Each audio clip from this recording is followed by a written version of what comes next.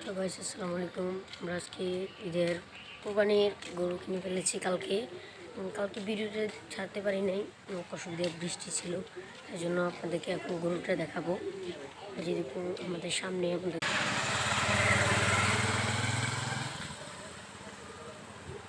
যে দেখুন, এটা হচ্ছে আমাদের কোরবানির গরু। যে দেখুন অনেক সুন্দর একটা কোরবানির গরু। এই যে দেখুন, এটা হচ্ছে 1,12,000 টাকা নিয়েছি। এই গরুটার দাম হচ্ছে, এটা আমরা 3 হাঁসেরে দিয়েছি। এখন আমার বমি, এখন বাসায় চলে যাব। এখন চলে যাবো বাসায়, কথা হবে। আমি এখন বাসায় চলে এসেছি।